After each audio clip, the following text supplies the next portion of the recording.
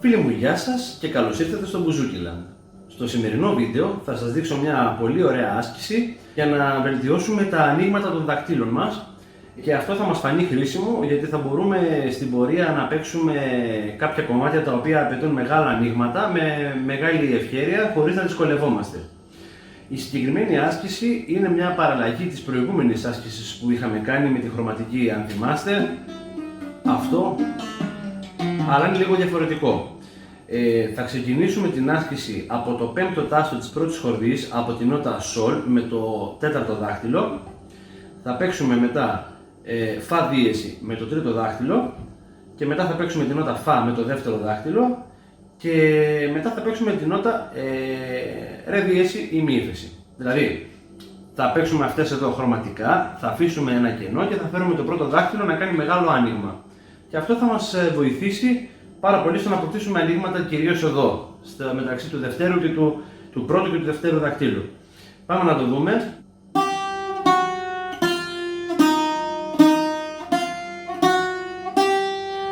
Μπορούμε να κάνουμε αυτό πάρα πολλές φορές και θα σας δείξω και μια άλλη παραλλαγή της άσκησης για να μπορέσουμε να αποκτήσουμε ευχέρεια στα ανοίγματα και στις άλλες χορδές, και κυρίως όσο ανεβαίνουμε προς τα πάνω, δηλαδή κατεβαίνουμε προς τα κάτω τονικά, το πράγμα δυσκολεύει γιατί θα πρέπει να φέρουμε το χέρι μας προς τα εμπρός και είναι αρκετά πιο δύσκολο. Πάμε να το δούμε λοιπόν και με μεταφορά στις χορδές. Πάντα κάτω πάνω υπέλα.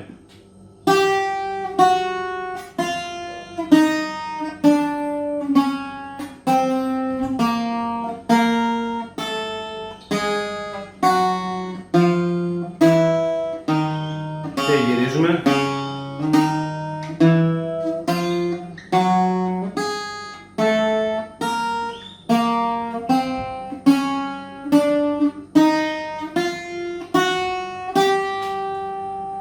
Αυτή είναι η άσκηση και εγώ θα σας πρότεινα να κάνετε το ίδιο πράγμα που είχαμε κάνει και στις προηγούμενες ασκήσεις, δηλαδή ό,τι άσκηση μαθαίνουμε να την εκτελούμε και με το ρυθμό, να το ρίχνουμε, ας πούμε, το ισχυρό στο δεύτερο δάχτυλο, στο τρίτο δάχτυλο, μετά στο δεύτερο δάχτυλο και μετά στο πρώτο, δηλαδή κάπως έτσι.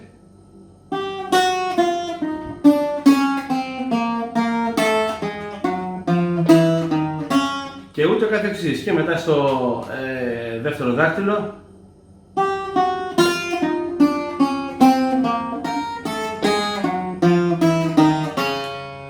Και φυσικά ξανανεβαίνουμε. Αυτή είναι μια ωραία άσκησουλα έτσι για να ανοίξουν κάπως τα δάχτυλα. Είναι η πρώτη μορφή της άσκησης, η πιο θεωρητικά εύκολη. Σε επόμενο βίντεο θα σας δείξω και το λίγο πιο προχωρημένο για να ανοίξουν κι άλλο τα δάχτυλα και κυρίως μεταξύ του δευτέρου και του τρίτου δακτύλου να υπάρχει άνοιγμα. Φυσικά θα συνεχίσουμε να προσπαθούμε να βελτιώσουμε και το άνοιγμα του πρώτου με το δεύτερο. Επομένως η επόμενη άσκηση είναι ακόμα πιο δύσκολη. Σας ευχαριστώ που με παρακολουθήσατε. Να είστε καλά, θα τα πούμε σε επόμενο βίντεο.